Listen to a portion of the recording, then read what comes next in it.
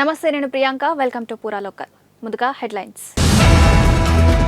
YS Rajasekhara Reddy 75వ జయంతి సందర్భంగా గాంధీ భవన్లో రేవంత్ సహా నేతల నివాళులు. దేశంలో సంక్షేమాన్ని గుర్తు చేసేది వైఎస్ఆర్ పాలనేనన్న రేవంత్. తెలంగాణలో 35 కార్పొరేషన్ల చైర్మన్లను నియమిస్తూ ప్రభుత్వం జీవో జారీ. ఈ రోజు 3 బాధ్యతలు స్వీకరించగా 2 రోజుల్లో మిగతా చైర్మన్ల బాధ్యతలు. ఢిల్లీ లిక్కర్ స్కామ్ కేసులో కవితకు నో బెయిల్. తాజాగా డిఫాల్ట్ బెయిల్ కోసం న్యాయస్థానాన్ని ఆశ్రయించిన కవిత. డిఎస్సీని వాయిదా వేయాలని అభ్యర్థుల నిరసన. హైదరాబాద్లో విద్యాశాఖ కార్యాలయం వద్ద ఉద్రిక్తత. వివరాల్లోకి వెళ్తే 6 గ్యారంటీలకు వైఎస్ఏ స్ఫూర్తి అని సీఎం రేవంత్ రెడ్డి అన్నారు. మాజీ సీఎం వైఎస్ రాజశేఖర రెడ్డి 75వ జయంతి సందర్భంగా గాంధీ భవన్లో రేవంత్ సహా నేతలు నివాళులర్పించారు. రేవంత్ తో పాటు డిప్యూటీ సీఎం భట్టి విక్రమార్క, మంత్రి శ్రీధర్ బాబు, రాష్ట్ర ఇన్ఛార్జ్ దీపాదాస్ మున్షి, కేవీపీ, ఎమ్మెల్యేలు, ఎమ్మెల్సీలు, పార్టీ నాయకులు హాజరయ్యారు. దేశంలో సంక్షేమాన్ని గుర్తు చేసేది వైఎస్ఆర్ పాలన అని, వైఎస్ ముద్ర పేదల గుండెల్లో బలంగా ఉందని, 6 గ్యారంటీలకు వైఎస్ స్ఫూర్తి అని అన్నారు. దేశానికి కాంగ్రెస్ అగ్రనేత రాహుల్ గాంధీని ప్రధాని చేయడమే తన లక్ష్యమని వైఎస్ అనేవారని రేవంత్ రెడ్డి అన్నారు. కష్టపడి రాహుల్ గాంధీని ప్రధానమంత్రిని చేయాలని, ఆయనను ప్రధాని చేయడానికి కృషి చేసేవారే వైఎస్ వారసులని వ్యాఖ్యానించారు. రాహుల్ పాదయాత్రకు స్ఫూర్తి వైఎస్ చేసిన పాదయాత్ర అని, రాహుల్ పాదయాత్ర కూడా తెలంగాణలో కాంగ్రెస్ అధికారంలోకి రావడానికి కారణమని అన్నారు. చేపట్టాలనుకుంటున్న అభివృద్ధి కార్యక్రమాలు, అది మూసీ పరివాహక ప్రాంతం కావచ్చు, మెట్రో రైలు కావచ్చు, హైదరాబాద్ నగరానికి గోదావరి కృష్ణా నది జలాల తరలింపు కావచ్చు, అదేవిధంగా హైదరాబాద్లో శాంతి భద్రతలను కాపాడి విదేశాల నుంచి పెట్టుబడులు రప్పించి ఈ ప్రాంతంలో ఉన్న చదువుకున్న యువతి యువకులకు ఉద్యోగ ఉపాధి అవకాశాలు కల్పించే స్ఫూర్తి కూడా వైఎస్ఆర్ గారి నుంచి పొందింది. ఆ స్ఫూర్తిని కొనసాగించాలన్న ఆలోచన మా ప్రభుత్వం, మా పార్టీ చేస్తున్నది. ఇవాళ డాక్టర్ వైఎస్ఆర్ గారు మన మధ్యలో లేకపోవచ్చు, కానీ వారు ఇచ్చిన స్ఫూర్తి మనతో ఉన్నది. వారు 2009లో రెండవసారి ముఖ్యమంత్రిగా బాధ్యతలు చేపట్టిన తర్వాత వారు మాట్లాడిన అంశం నాకు ఇంకా స్పష్టంగా గుర్తుంది. ఇక ఏకైక లక్ష్యం ఈ దేశానికి రాహుల్ గాంధీ గారిని ప్రధానమంత్రిని చెయ్యడమే నా బాధ్యత, నా లక్ష్యం అని చెప్పి రెండవసారి వారు ముఖ్యమంత్రిగా బాధ్యతలు. తెలంగాణలో కార్పొరేషన్ల చైర్మన్లను నియమిస్తూ ప్రభుత్వం జీవో ఇచ్చింది. మొత్తం 35 కార్పొరేషన్లకు చైర్మన్లను నియమిస్తూ ఉత్తర్వులు జారీ అయ్యాయి. అధికారంలోకి వచ్చిన నెల రోజుల్లోనే నామినేటెడ్ పోస్టుల భర్తీపై రేవంత్ దృష్టి సారించారు. మార్చి 15నే ఈ మేరకు జీవో విడుదలైన ఎన్నికల కోడ్ వల్ల జీవో ఆగిన పరిస్థితి. అసలైతే లోక్సభ ఎన్నికల నోటిఫికేషన్ కు ముందే అధిష్టానం అనుమతితో వారి నియామకాలకు అంతా సిద్ధం చేశారు సీఎం. ఎన్నికల హడావుడంతా ముగిసిన వేళ ఆ నియామకాలకు సంబంధించి తాజాగా ఉత్తర్వులు జారీ చేసింది ప్రభుత్వం. మైనింగ్ కార్పొరేషన్ చైర్మన్ గా ఈరవత్రి అనిల్, కూడా కార్పొరేషన్ చైర్మన్ గా Inagala Venkatramireddy, urban development corporation chairman గా చల్లా నరసింహారెడ్డి ఇవాళే బాధ్యతలు స్వీకరించగా 1-2 రోజుల్లోనే మిగతా చైర్మన్లు బాధ్యతలు స్వీకరించనున్నారు.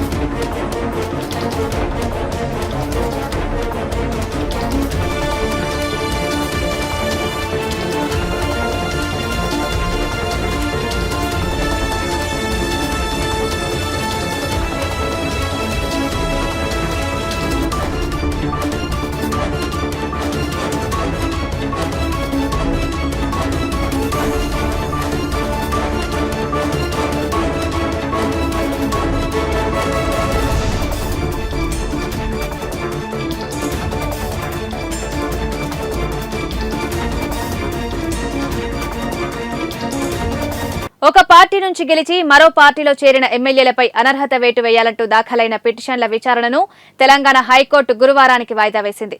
గత అసెంబ్లీ ఎన్నికల్లో బీఆర్ఎస్ నుంచి గెలిచిన పలువురు ఎమ్మెల్యేలు కాంగ్రెస్ లో చేరారు. వారిపై చర్యలు తీసుకోవాలని హైకోర్టులో పిటిషన్లు దాఖలయ్యాయి. దానం నాగేందర్, కడియం శ్రీహరి, తెల్లం వెంకట్రావు సహా అరడజను మంది ఎమ్మెల్యేలు కాంగ్రెస్ పార్టీలో చేరారు. దానం, కడియం, వెంకట్రావులపై అనర్హత వేటు వేయాలని కోరుతూ బీఆర్ఎస్ స్పీకర్ గడ్డ ప్రసాద్ కుమార్ ను కోరింది. అనంతరం ఆయన చర్యలు తీసుకోవడం లేదంటూ కోర్టుకు వెళ్లారు. స్పీకర్ చర్యలు తీసుకోవడం లేదంటూ పిటిషన్ల తరపు న్యాయవాదులు కోర్టులో వాదనలు వినిపించారు. పార్టీ మారిన ఎమ్మెల్యేలపై 3 నెలల్లో అనర్హత వేటు వేయాలన్న సుప్రీంకోర్టు తీర్పులను స్పీకర్ అమలు చేయడం లేదని హైకోర్టుకు తెలిపారు. వారి వాదనలు విన్న హైకోర్టు తదుపరి విచారణను గురువారానికి వాయిదా వేసింది. ఢిల్లీ లిక్కర్ స్కామ్ కేసులో అరెస్టై ఇంకా జైల్లోనే ఉన్న బీఆర్ఎస్ ఎమ్మెల్సీ కవితకు ఇంకా బెయిల్ మంజూరు కావడం లేదు. ఆమె అరెస్టై 4 నెలలు గడుస్తోంది. బెయిల్ కోసం రకరకాల ప్రయత్నాలు చేస్తున్న ఎమ్మెల్సీ కవిత ప్రస్తుతం డిఫాల్ట్ బెయిల్ కోసం పిటిషన్ దాఖలు చేశారు. ఢిల్లీ లిక్కర్ స్కామ్ కేసులో కవితకు న్యాయస్థానం జ్యుడిషియల్ కస్టడీని పొడిగిస్తూ వస్తోంది. మరోవైపు బెయిల్ పిటిషన్లను తిరస్కరిస్తోంది. తాత్కాలిక బెయిల్ కోసం కవిత తరపు న్యాయవాదులు చేసిన ప్రయత్నాలు ఫలించలేదు. తాజాగా డిఫాల్ట్ బెయిల్ కోసం కవిత న్యాయస్థానాన్ని ఆశ్రయించింది. నిర్ణీత వ్యవధిలోగా సీబీఐ దర్యాప్తు పూర్తి చేయలేకపోవడంతో తమ క్లయింట్కు బెయిల్ ఇవ్వాలని కవిత తరపు న్యాయవాదులు కోర్టులో పిటిషన్ వేశారు. వెంటనే డిఫాల్ట్ బెయిల్ ఇవ్వాలని న్యాయస్థానాన్ని కోరారు.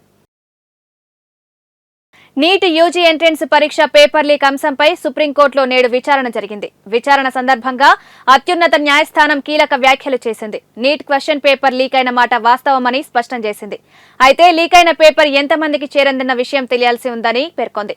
పేపర్ లీక్ తో 2 విద్యార్థులకే సంబంధం ఉందని అంటున్నారు. లీక్ అయిన పేపర్ ఎంతమందికి చేరిందో గుర్తించారా?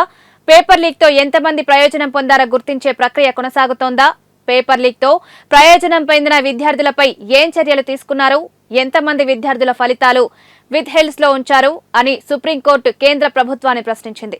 నీట్ పేపర్ లీక్ అనేది 23 లక్షల మందితో ముడిపడిన అంశమని సుప్రీం ధర్మాసనం వ్యాఖ్యానించింది.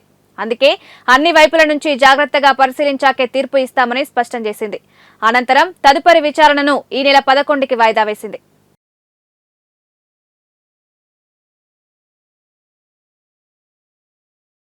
వైసీపీ పాలన ఏపీలో ఎమర్జెన్సీని తలపించిందని ఎంపీ దగ్గుబాటి పురంధేశ్వరి వ్యాఖ్యలు చేశారు. రాజమండ్రిలో జరుగుతున్న బీజేపీ రాష్ట్ర కార్యవర్గ సమావేశంలో ఎంపీ మాట్లాడుతూ జగన్ పాలనలో హిందూ దేవాలయాలపై దాడులు జరిగాయన్నారు. జగన్ ఎంత నొక్కేశారో ప్రజలు గమనించి ఎన్నికల్లో ఓడించారని తెలిపారు. జగన్ పాలనలో హిందూ దేవాలయాలపై దాడులు జరిగాయని బీజేపీ ఏపీ చీఫ్ పురంధేశ్వరి ఆరోపించారు. ఆ రోజులు నిజంగా ఎమర్జెన్సీని తలపించాయన్నారు. రాజమండ్రిలో జరిగిన పార్టీ రాష్ట్ర కార్యవర్గ సమావేశంలో ఆమె ఈ వ్యాఖ్యలు చేశారు.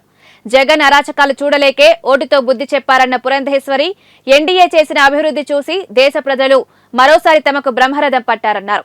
బీజేపీకి గతంలో కన్నా ఎక్కువ ఓట్లు వచ్చాయన్నారు.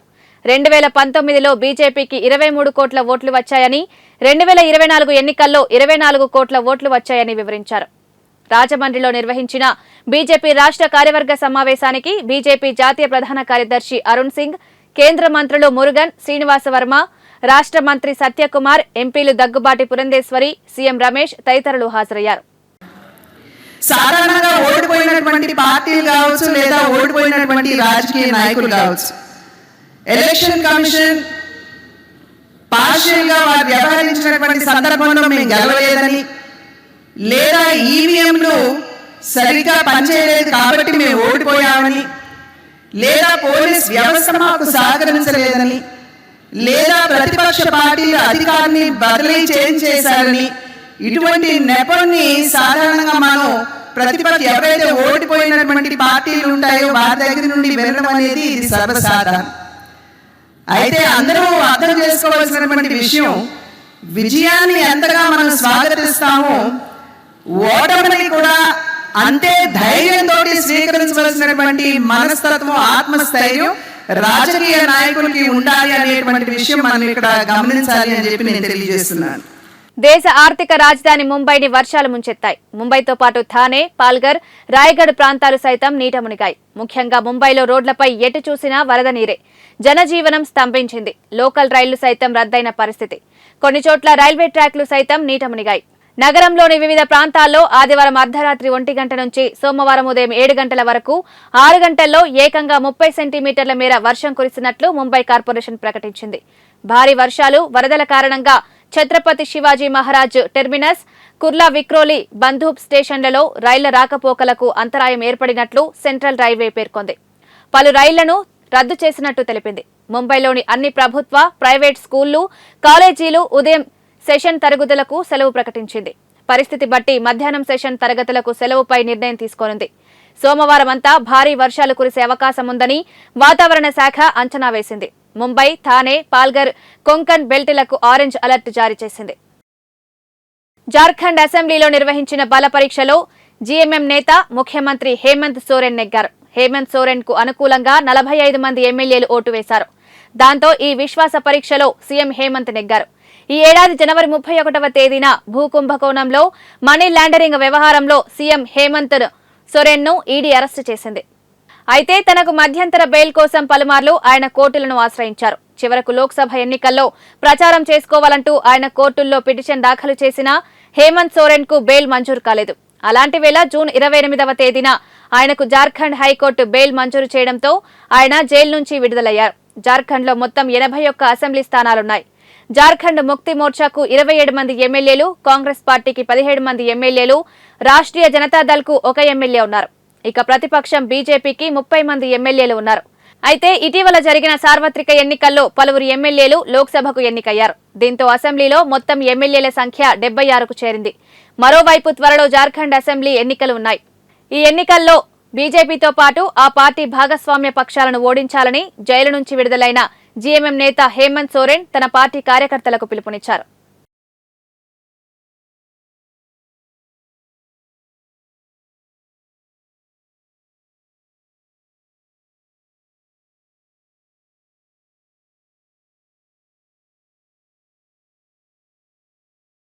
డీఎస్సీని వాయిదా వేయాలని కోరుతూ అభ్యర్థులు నిరసనకు దిగడంతో హైదరాబాద్లోని విద్యాశాఖ కార్యాలయం వద్ద ఉద్రిక్తత నెలకొంది.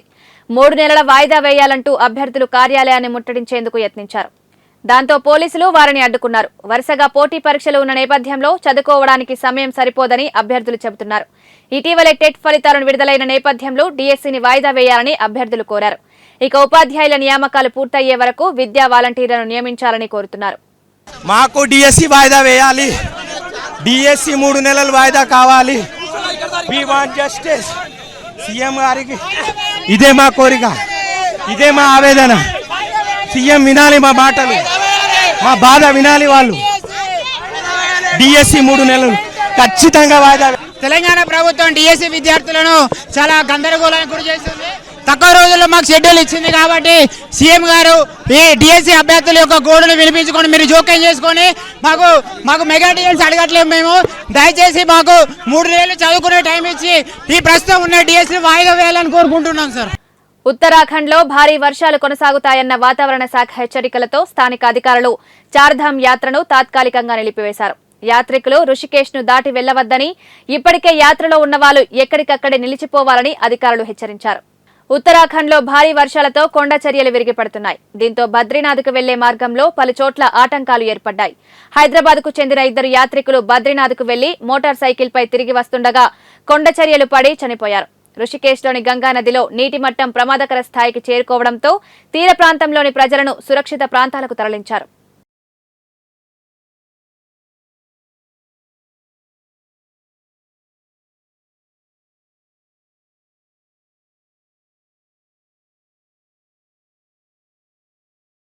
ఏపీ, తెలంగాణ రాష్ట్రాల్లో ఈ రోజు నుంచి 3 రోజుల పాటు భారీ వర్షాలు కురుస్తాయని వాతావరణ శాఖ ప్రకటించింది. పశ్చిమ, మధ్య బంగాళాఖాతం, దక్షిణ ఆంధ్రప్రదేశ్ తీరం మీదుగా కొనసాగుతున్న ఉపరితల ఆవర్తనం కారణంగా వర్షాలు కురిసే అవకాశం ఉందని వెల్లడించింది. ఏపీలో పలు చోట్ల ఉరుములు, మెరుపులతో కూడిన వర్షాలు కురుస్తాయని హెచ్చరించింది. రాయలసీమతో పాటు మరికొన్ని ప్రాంతాల్లో 30 నుంచి 40 కిలోమీటర్ల వేగంతో ఈదురుగాలులు వీచే అవకాశం ఉందని తెలిపింది. తెలంగాణ విషయానికి వస్తే ఈ రోజు హైదరాబాద్, రంగారెడ్డి, భువనగిరి, మల్కాజ్గిరి, రాజన్న సిరిసిల్ల, సంగారెడ్డి, మెదక్, సిద్దిపేట, వికారాబాద్, నిజామాబాద్, జగిత్యాల, మంచిర్యాల, కొమరంభీం, నిర్మల్, ఆదిలాబాద్, మహబూబ్ నగర్, వనపర్తి, నాగర్ కర్నూల్, నల్గొండ, భద్రాద్రి కొత్తగూడెం జిల్లాల్లో భారీ వర్షాలు కురుస్తాయని వాతావరణ శాఖ హెచ్చరికలు జారీ చేసింది. ఈ రోజు దేశవ్యాప్తంగా 11 రాష్ట్రాలు భారీ వర్షాలు కురుస్తాయని వాతావరణ శాఖ తెలిపింది. ఈ 11 రాష్ట్రాల జాబితాలో ఏపీ, తెలంగాణ, ఉత్తరాఖండ్, ఉత్తరప్రదేశ్, బీహార్, ఒడిశా, మధ్యప్రదేశ్, ఛత్తీస్గఢ్, కేరళ, తమిళనాడు, గోవా ఉన్నాయి. ఉత్తరాఖండ్లో గత 4 రోజులుగా భారీ వర్షాలు కురుస్తున్నాయి. భారీ వర్షాల కారణంగా కేదార్నాథ్, బద్రీనాథ్ రహదారులు కూడా మూతపడ్డాయి.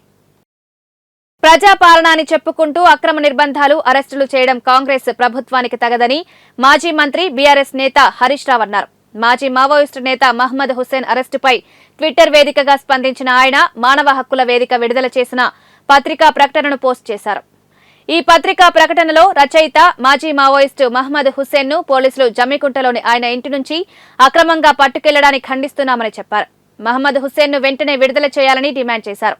దీనిపై హరీష్ రావు 15 ఏళ్లుగా జనజీవన స్రవంతిలో ఉంటున్న సింగరేణి ఉద్యమ నాయకుడు, రచయిత మహ్మద్ హుస్సేన్ అలియాస్ రమాకాంత్ ను పోలీసులు అక్రమంగా అరెస్టు చేశారని మానవ హక్కులు, ప్రజా సంఘాలు ఆరోపిస్తున్నాయని పేర్కొన్నారు. తక్షణమే డీజీపీ ఈ వ్యవహారంపై స్పందించి హుస్సేన్ ఆచూకీపై ప్రకటన చేయాలని డిమాండ్ చేశారు. ప్రజాపాలన అని చెప్పుకుంటూ అక్రమ నిర్బంధాలు, అరెస్టులు చేయడం కాంగ్రెస్ ప్రభుత్వానికి తగదని, హుస్సేన్ ప్రాణాలకు ఏదైనా జరిగితే రాష్ట్ర ప్రభుత్వమే బాధ్యత వహించాలని హరీష్ రావు ఎక్స్ వేదికగా రాసుకొచ్చారు. తిరుమల ప్రక్షాళనకు శ్రీకారం చుట్టిన టీడీపీ ప్రభుత్వం దళారులను ఏరిపారిస్తోంది. గత ప్రభుత్వం హయాంలో అక్రమాలు, అవినీతికి పాల్పడిన వారిని గుర్తించి చర్యలకు సిద్ధమవుతోంది. టీటీడీ గదుల విషయంలో అక్రమాలకు పాల్పడిన దళారుల భరతం పట్టేందుకు సిద్ధమైంది. 2019 నుంచి ఇప్పటి వరకు దళారుల అక్రమాలపై 279 కేసులు నమోదయ్యాయి. అలాగే నకిలీ ఆధార్తో గదులు, సేవా టికెట్లు పొందిన 589 మందిని గుర్తించి వీరిలో 208 మందిని అరెస్టు చేశారు. మిగతా 381 మంది కోసం పోలీసులు గాలిస్తున్నారు. గదుల బుకింగ్ సమయంలో నిందితులు సమర్పించిన నకిలీ ఆధార్ కార్డుల ఆధారంగా వారిని పట్టుకునే పనిలో పడ్డారు.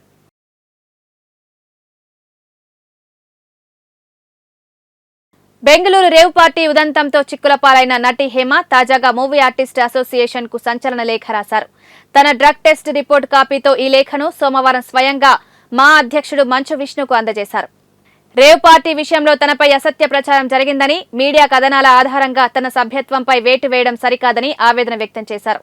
తనకు షోకాజ్ నోటీసు ఇవ్వకుండా, తన వివరణ కోరకుండా ఏకపక్షంగా సభ్యత్వం తొలగించడం అన్యాయమని లేఖలో పేర్కొన్నారు. ఇటీవల తాను డ్రగ్ టెస్ట్ చేయించుకున్నానని, అందులో నెగిటివ్ వచ్చిందని హేమ పేర్కొన్నారు. ఈ లేఖతో పాటు తన డ్రగ్ టెస్ట్ రిపోర్టును కూడా మంచు విష్ణుకు అందజేశారు. తనపై వచ్చిన ఆరోపణల్లో నిజానిజాలు పోలీసుల విచారణలో బయటపడతాయని పేర్కొన్నారు.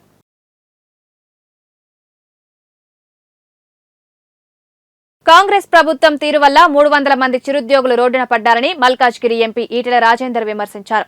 సాయిప్రియ ఎన్క్లోవ్ లో భూములు కొనుక్కొని ఇల్లు నిర్మించుకుంటే వాటిని కాంగ్రెస్ ప్రభుత్వం కూల్చివేసిందని ఆరోపించారు. చిన్న చిన్న ఉద్యోగులు, పేదలు ఇక్కడ తమ కష్టార్జితంతో భూములు కొనుగోలు చేశారని తెలిపారు. వీరు కొనుక్కున్న భూములను కాంగ్రెస్ ప్రభుత్వం కూల్చివేసిందని మండిపడ్డారు. భూముల ధరలు పెరిగాయని, ఇప్పుడు కూల్చివేయడం దారుణమన్నారు. అవి అక్రమ భూములైతే నాడు ఇళ్ల నిర్మాణానికి, గృహ రుణాలకు ఎలా అనుమతి వచ్చిందని ప్రశ్నించారు. అన్ని అనుమతులతో నిర్మించిన ఇళ్లను ఎలా కూల్చివేస్తారని నిలదీశారు. ఈ ప్రభుత్వ తీరు వల్ల వందల మంది ఇల్లు లేని వారయ్యారని ఆవేదన వ్యక్తం చేశారు. 3-4 దశాబ్దాల క్రితం కొన్న భూముల గురించి ఇప్పుడు కలగజేసుకోవడం ఏమిటన్నారు. పేదల ఇళ్ల జోలికి వెళ్లొద్దని ప్రభుత్వానికి ఎన్నోసార్లు విజ్ఞప్తి చేశానని తెలిపారు. ప్రొవైడ్ చేస్తా. ఎంఆర్ఓ గారు ఇప్పటికి కూలగొట్టిన ఎంఆర్ఓ ఆయన ఎంఆర్ఓనే, యూనివర్సిటీ ఇచ్చింది కూడా ఒక ఎంఆర్ఓనే. ఇవన్నీ కాగితాలు మొత్తం మీరు వాటికి అన్నీ ఇచ్చి అది చేయండి. దమ్ముంటే విచారణ చేయమని చెప్పి కోరుతున్నాను. మీకు దమ్ముంటే, మీకు ప్రజల మీద ఇష్టం ఉంటే, సిస్టాన్ని నడిపేటోళ్ళు అయితే దీని మీద విచారణ చేయండి. నీ అబ్బా జాగిరా ఏమనుకుంటున్నారు మీరు? ఎవరు నువ్వు అసలు? అధికారం ఉందని చెప్పి ఎవరి ఇంటి పడితే వాళ్ళని ఇల్లు కూలగొడతా అంటావా? ఎవరిని పడితే వాళ్ళని అరెస్ట్ చేస్తా అంటావా? బెదిరిస్తావా? కుటుంబాలు బతుకుతున్నది కూడా చూడవు నువ్వు. పిల్లలు కూలగొడతావా నువ్వు? భయపడితో కాంపౌండ్ వాళ్ళు కూలగొట్టాలి, ఒక గోడ కూలగొట్టాలి, ఇగో ఇది హెచ్చరిక అని చెప్పి రావాలి. పిల్లలు కూడా కొట్టిరండి. రెవెన్యూ అధికారులని సీరియస్గా హెచ్చరిస్తున్నా, బానిస లెక్క పనిచేయకండి. మంచిది కాదు. మీరు అనుకుంటున్నారు ఎప్పుడో ప్రజాగ్రహానికి గురికాక తప్పదని చెప్పి హెచ్చరిస్తున్నా. మీకు బీ కేర్ఫుల్. తెలంగాణలోని ములుగు జిల్లా వాజేడు మండల పరిధిలో చీకుపల్లి అటవీ ప్రాంతంలో ఉన్న బొగతా జలపాతం వద్ద పర్యాటకుల సందడి నెలకొంది. ఆహ్లాదకర వాతావరణంలో జలపాతం అందాలను మొబైల్ ఫోన్లలో చిత్రీకరిస్తూ ఎంజాయ్ చేస్తున్నారు. ఇక నిన్న ఆదివారం కావడంతో పర్యాటకుల తాకిడి భారీగానే కనిపించింది. కుటుంబ సమేతంగా పిల్లా పాపలతో తరలివచ్చిన పర్యాటకులు బోగతా జలపాత ప్రాంగణంలో రోజంతా గడిపి విందులు వినోదాలతో ఆనందం పొందుతున్నారు. బోగతా జలపాతాన్ని సందర్శించిన పర్యాటకులు బహుత లోయల జలకాలాడటం చేశారు. అయితే బోగతా జలపాతానికి పర్యాటకుల తాకిడి రోజురోజుకు పెరుగుతున్నప్పటికీ ఇక్కడ సౌకర్యాలు మాత్రం అంతంత మాత్రమేనని తెలుస్తోంది. ఇకనైనా ఉన్నతాధికారులు స్పందించి ఈ పర్యాటక కేంద్రం వద్ద సకల సౌకర్యాలు కల్పించాలని సందర్శకులు కోరుతున్నారు. కాగా బోగతా జలపాతం అందాలను ఆస్వాదించేందుకు రాష్ట్ర నలుమూలల నుండే కాకుండా ఛత్తీస్గఢ్, ఏపీ నుండి కూడా పర్యాటకులు క్యూ కడుతుంటారనే విషయం తెలిసిందే.